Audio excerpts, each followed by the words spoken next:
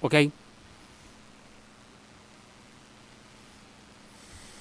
Buenas noches, bienvenidos a este nuevo estudio de bíblico de miércoles por la noche, en la que continuamos con la serie de nuestras creencias fundamentales de la Iglesia de Dios Unida. Esta noche vamos a repasar de nuestro folleto las creencias fundamentales. En la página 18 analizamos el tema de esta tarde, el arrepentimiento. Nosotros creemos que todos los que se arrepienten de sus pecados en total entrega y obediencia voluntaria a Dios, y que con fe aceptan a Jesucristo como su Salvador personal, reciben perdón de sus pecados por un acto de gracia divina. Estas personas, estos individuos, son justificados, son perdonados de la pena del pecado y reciben el don del Espíritu Santo, que literalmente mora dentro de ellos y les proporciona el amor divino, lo único que puede cumplir la ley y producir justicia en las personas. Esa es una de nuestras creencias fundamentales.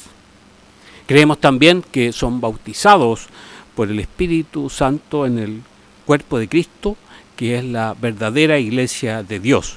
Creemos en un verdadero cambio de vida y en un cambio de actitud. Creemos también que solamente los que tienen la presencia interior del Espíritu Santo y que son guiados por el mismo son de Cristo. Hay varias escrituras al respecto que ustedes podrán analizar y estudiar en nuestro folleto Las creencias fundamentales de la Iglesia de Dios. El arrepentimiento de obras muertas, que aparece en la carta a los Hebreos, en el capítulo 6, en el verso 1, como parte del fundamento que nos lleva a la perfección y también nos lleva a la vida eterna.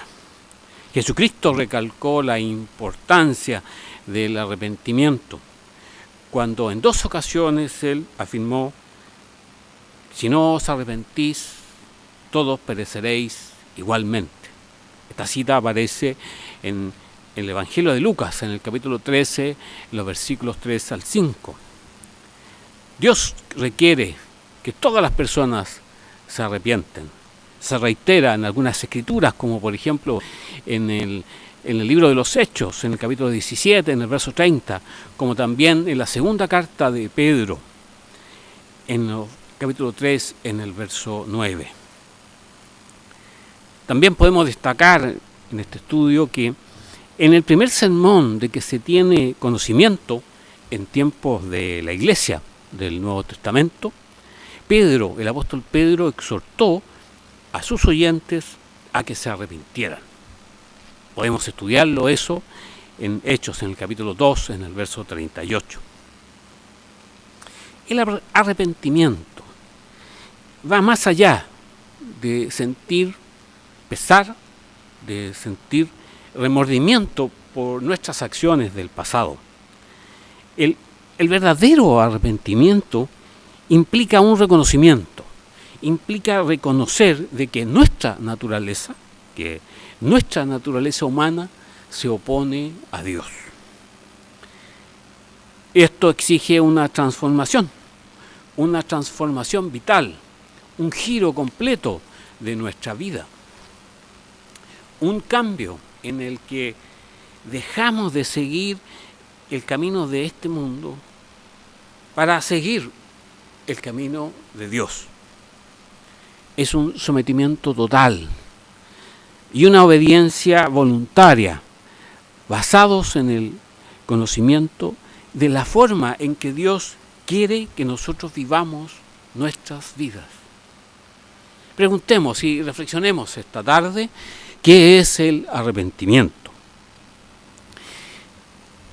Podemos dar una idea general. En su sentido más general, el arrepentimiento es un cambio de parecer que resulta en un cambio de comportamiento. Entonces, tenemos que hay un cambio de parecer, un cambio interno en la persona que la lleva a un cambio externo, a un cambio de comportamiento en su conducta, en su forma de ser. Leamos una escritura al respecto. En la carta a los Romanos, en el capítulo 2, en los versículos 4 y 5, lo que nos dice el apóstol Pablo al respecto. Leamos en el verso 4 de esta carta a los Romanos.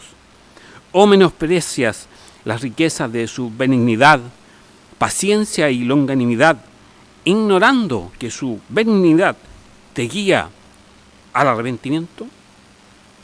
Verso 5. Pero por tu dureza y por tu corazón no arrepentido, atesoras para ti mismo ira, para el día de la ira y de la revelación del justo juicio de Dios. ¿Qué podemos concluir?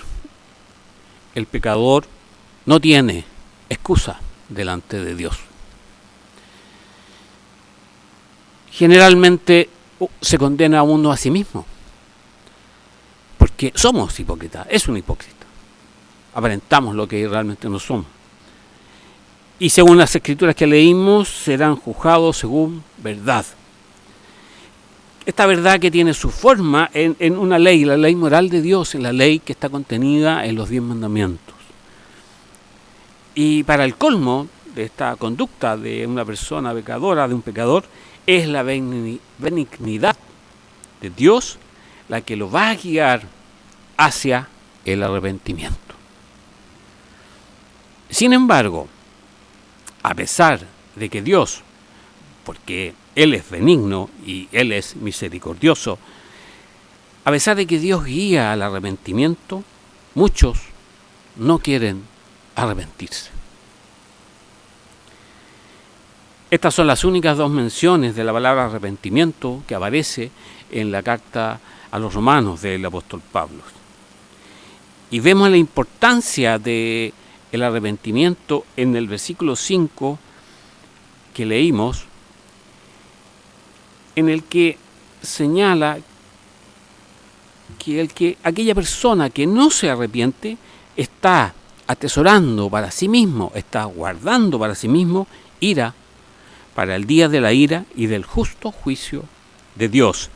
Así que, estimados oyentes, es esencial que nosotros podamos entender qué es el arrepentimiento, que es el propósito de nuestro estudio esta noche. Y pasemos a otra escritura, vamos al Evangelio de Mateo, en el capítulo 21, y leamos los versículos 28 al 29. Veamos el versículo 28. Pero ¿qué os parece? Un hombre tenía 2 hijos, y acercándose al primero, le dijo: Hijo, ve hoy a trabajar a mi viña. Respondiendo él, dijo: No quiero, pero después, arrepentido, fue. Si analizamos esta escritura, este pasaje de Mateo, vemos que, en primer lugar, un padre manda a su hijo a trabajar en la viña. Y que vemos en la conducta de su hijo, del hijo. Él al principio no quiso ir. Ese fue su parecer. No quiero. Y también vemos su comportamiento, que en realidad él no fue a trabajar a la viña de su padre. Y luego vemos un cambio en él, al arrepentirse. Algo hay en su interior que lo hace cambiar. Le cambia su parecer y dice: está bien, voy. Y luego cambia su comportamiento cuando él fue a la viña de su padre. Entonces podemos ver claramente que, según las escrituras, el arrepentimiento es un cambio de parecer que resulta en un cambio de comportamiento. Así que, en síntesis, en sí el arrepentimiento es simplemente un cambio un cambio interno, un cambio de parecer que resulta en un cambio externo, en un cambio de comportamiento. Leamos otra escritura, vamos al Antiguo Testamento, pasemos a Proverbios al capítulo 28 y leamos en el versículo 13 respecto del pecado. ¿Qué nos dice esta escritura? Verso 13, el que encubre sus pecados no prosperará, mas el que los confiesa y se aparta alcanzará misericordia. En el contexto del pecado es igual. Hay que arrepentirse, hay que hacer un cambio en nuestras vidas. Isaías capítulo 55, verso 7. Dice el profeta Isaías: deje el impío su camino y el hombre inicuo sus pensamientos y vuélvase al Eterno, el cual tendrá de él misericordia, y al Dios nuestro, el cual será amplio en perdonar. ¿Qué vemos en estas escrituras? Uno primero cambia de parecer en cuanto a sus pecados. Ya no quiere más encubrirlos y por lo tanto abrazarlos, ocultarlos, sino que los confiesa delante de Dios y reconoce que sus acciones constituyen un pecado, una infracción de la ley de Dios. Veamos en Ezequiel, en el capítulo 18, en el verso 31. Echad de vosotros todas vuestras transgresiones con que habéis pecado, y haceos un corazón nuevo y un espíritu nuevo. ¿Por qué moriréis, casa de Israel? Se plantea el profeta Ezequiel. Hay un cambio, insistimos. Hay un cambio de parecer que resulta en un cambio de comportamiento. Dice: echad vuestras transgresiones y haceos un corazón nuevo y un espíritu nuevo. Implica dejar de pecar. Implica alejarse del pecado porque ya no lo queremos. Ya no queremos seguir practicando el pecado, seguir infringiendo, vulnerando la ley de Dios. Esto es muy importante que podamos entenderlo porque es muy común. Hay un refrán que dice que el que peca y reza empata.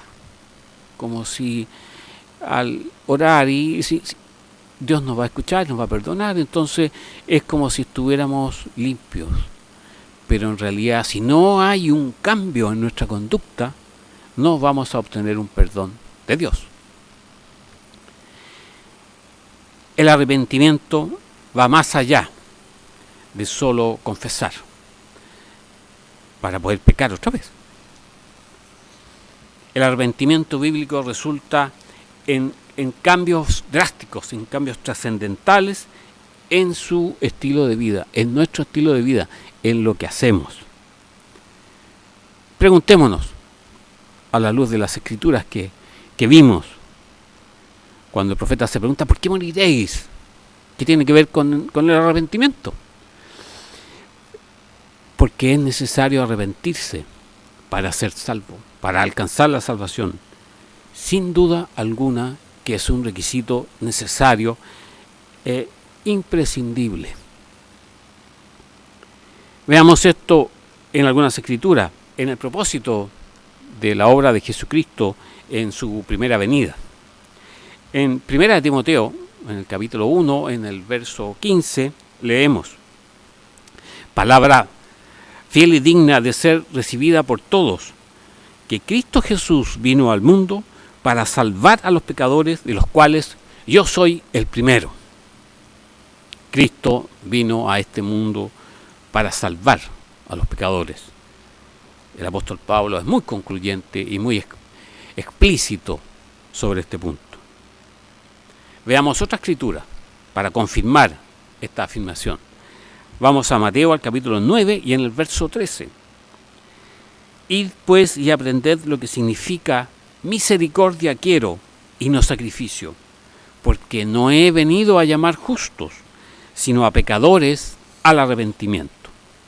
Cristo vino para salvar a estos pecadores, llamándolos al arrepentimiento.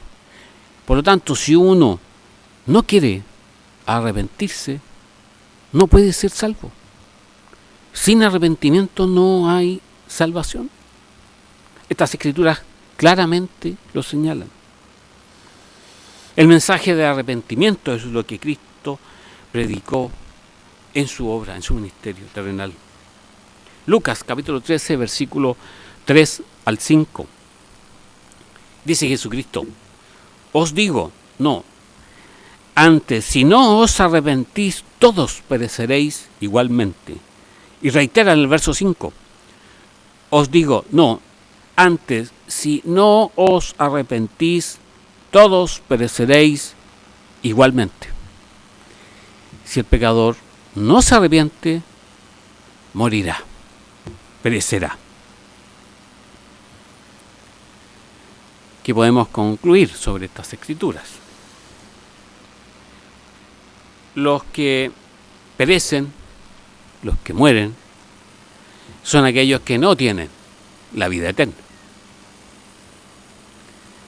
Ellos perecen, ellos mueren en esta segunda muerte que aparece descrita en la Biblia y son lanzados en el lago de fuego. Y es por esto que la Biblia usa dos frases claves en este contexto: el arrepentimiento para vida y el arrepentimiento para salvación. En Hechos, en el capítulo 11, en el verso 18, se nos indica: entonces, oídas estas cosas, callaron y glorificaron a Dios, diciendo: de manera que también a los gentiles ha dado Dios arrepentimiento para vida, para la vida eterna. Y la segunda frase de este contexto es arrepentimiento para salvación. Veamos en 2 de Corintios, en el capítulo 7, verso 10. Porque la tristeza que es según Dios produce arrepentimiento para salvación. De que no hay que arrepentirse, pero la tristeza del mundo produce muerte. Entonces vemos dos frases claves en este contexto: arrepentimiento para vida y arrepentimiento para salvación. Preguntémonos esta tarde: si el pecador no se arrepiente, morirá, perecerá. Pero ¿qué ocurre si la persona se arrepiente? ¿Qué pasa? Vamos a Lucas, al capítulo 15, a los versículos 7 y al versículo 10. ¿Qué dice Jesucristo sobre este punto? Si la persona se arrepiente, ¿qué ocurre? ¿Qué ocurre con este arrepentimiento? Verso 7. Os digo que así habrá más gozo en el cielo por un pecador que se arrepiente que por 99 justos que no necesitan de arrepentimiento. Y en el verso 10, así os digo que hay gozo delante de los ángeles de Dios por un pecador que se arrepiente. Entonces vemos que para Dios es un acto muy importante el arrepentimiento. Porque el arrepentimiento es un blanco, es el blanco al cual nosotros tiramos con la predicación del Evangelio, como vamos a ver. Hay muchos ejemplos más. Por ejemplo, los 12 apóstoles. Y también la vida del apóstol Pablo es un ejemplo de arrepentimiento y un cambio trascendental en su vida. Pero quisiera mostrarles el testimonio de alguien que sabe del tema, sabe de este asunto por experiencia propia. Hay una de las parábolas que enseñó Jesucristo que aparece en Lucas, en el capítulo 16, en los versículos 19 al 30, hay un hombre que está en el infierno, y sabe lo que uno tiene que hacer, dice en el verso 28, para que no vengan ellos también a este lugar de tormentos, porque él estaba muy afligido, entonces él quería que sus parientes y sus amigos no fueran a ese lugar de tormento. ¿Y qué es lo que había que hacer? Arrepentirse. Veamos en el verso 30, en Lucas en el capítulo 16, en el verso 30. Él entonces dijo: no, padre Abraham, pero si alguno fuera a ellos de entre los muertos, se arrepentirán, podrán cambiar. Sin el arrepentimiento, sin confesar nuestros pecados, sin apartarse de ellos para someterse al señorío de Jesucristo, para que Él conduzca allí en nuestras vidas, no alcanzaremos salvación. No hay salvación. Solo hay una horrenda expectación de juicio en el infierno, en la vida eterna, la muerte segunda. Por eso que Dios manda a todos los hombres en todo lugar que se arrepientan. Hechos en los capítulos 17, en los versículos 30 al 31. Veamos el verso 30. Pero Dios, habiendo pasado por alto los tiempos de esta ignorancia, ahora manda a todos los hombres en todo lugar que se arrepientan. Verso 31. Por cuanto ha establecido un día en el cual juzgará al mundo con justicia, por aquel varón a quien designó, dando fe a todos con haberle levantado de los muertos. Se refiere a Jesucristo. Si el pecador no quiere someterse a Dios y obedecer los mandamientos, esto es arrepentirse, la Biblia nos dice que Dios resiste al soberbio y que da gracia al humilde. Ya entendemos lo que es el arrepentimiento, que es este cambio de parecer que nos lleva a un cambio de conducta, a un cambio de comportamiento. Y sabemos también que este cambio de conducta, de comportamiento, es necesario para la salvación. Entonces reflexionemos y preguntémonos de dónde viene el arrepentimiento. Si es el blanco al cual debemos tirar, si es la meta, ¿cómo lo logramos? La misma historia del hombre nos da la respuesta, de este hombre enfrentado a este infierno. Lucas capítulo 16, verso 31. Mas Abraham le dijo: si no oyen a Moisés y a los profetas, tampoco se persuadirán, aunque alguno se levantare de los muertos.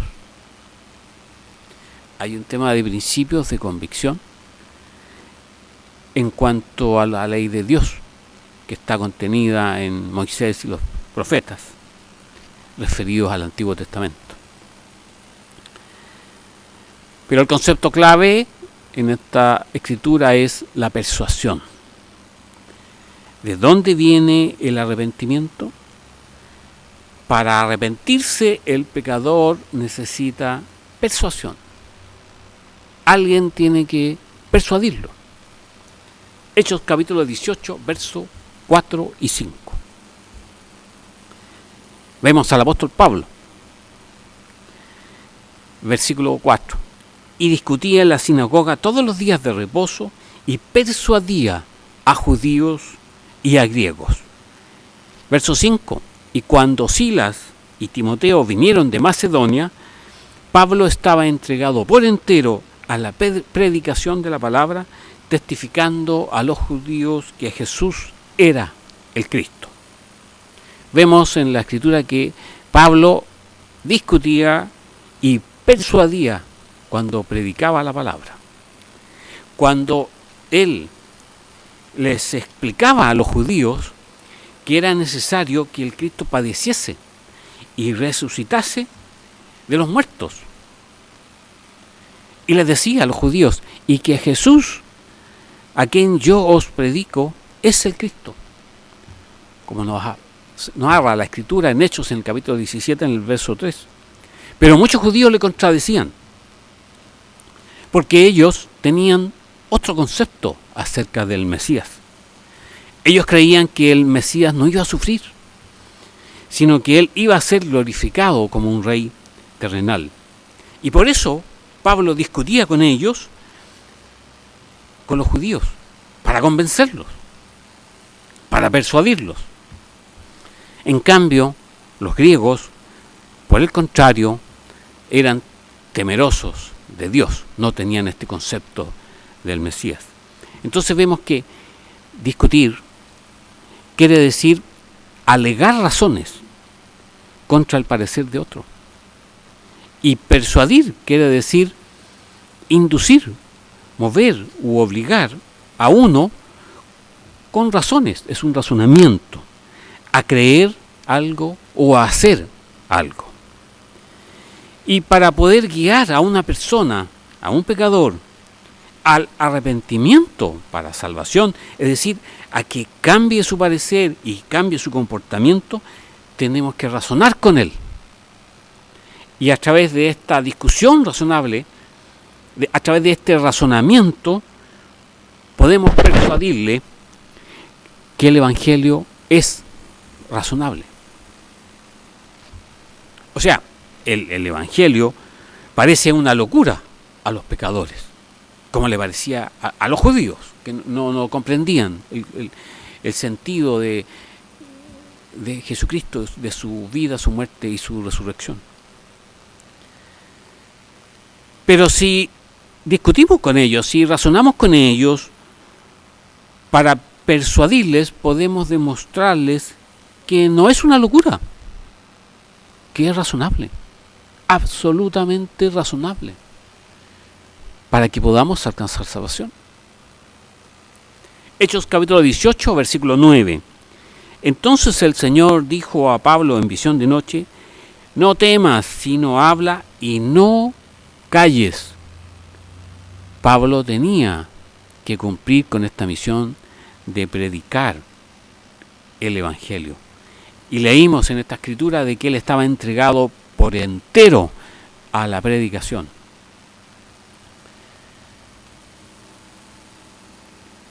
En la carta a los Romanos, Pablo escribe su discusión para persuadir al pecador. ¿Y cuál es el elemento? El elemento esencial que utiliza Pablo para la persuasión. Él usa la ley de Dios. Romanos capítulo 3, versículos 19 y 20. Veamos el versículo 19. Pero sabemos que todo lo que la ley dice, lo dice a los que están bajo la ley, para que toda boca se cierre y todo el mundo quede bajo el juicio de Dios, ya que por las obras de la ley ningún ser humano será justificado delante de él, porque por medio de la ley es el conocimiento del pecado. La ley, entonces, es nuestra herramienta más poderosa para la persuasión, para persuadir a otros. Ya que, mire, por la ley podemos mostrarle al pecador la norma de la justicia de Dios. Por la ley, la persona, el pecador, puede medirse con la norma de justicia de Dios. Por la ley, el pecador recibe el conocimiento de sus pecados personales delante de Dios. Por la ley, el pecador entiende que es culpable. Por eso que la Escritura dice: cierra su boca, se calla.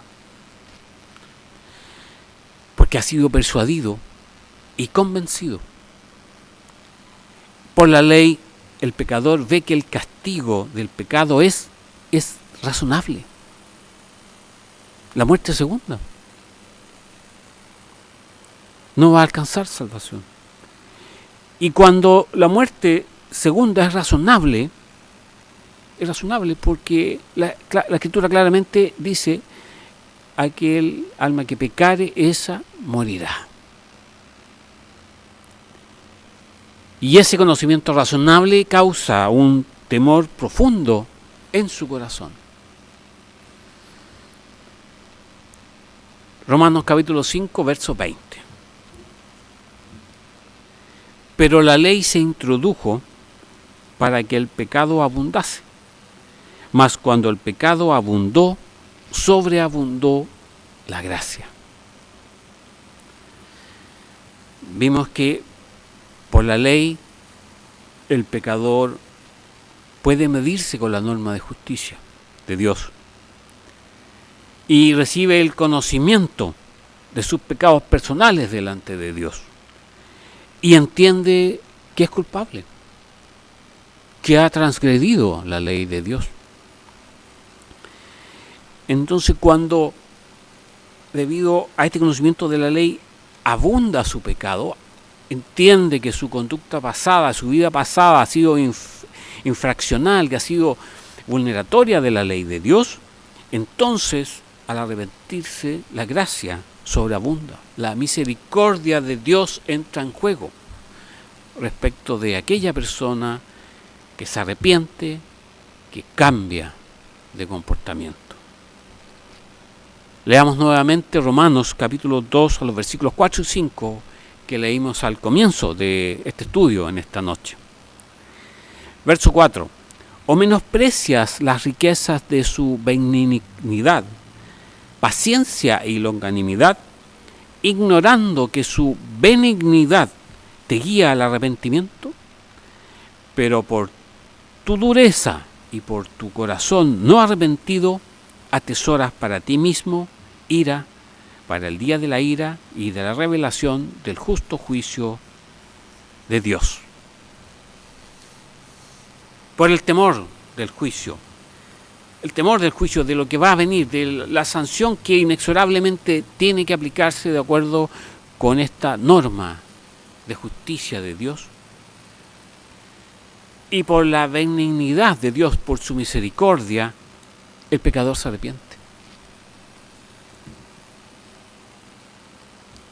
Concluyendo, después de todo lo que hemos analizado, de las escrituras que leímos, de lo que razonamos al respecto, podemos decir, ¿qué es el arrepentimiento? Y muy simple. Un cambio de parecer que resulta en un cambio de comportamiento.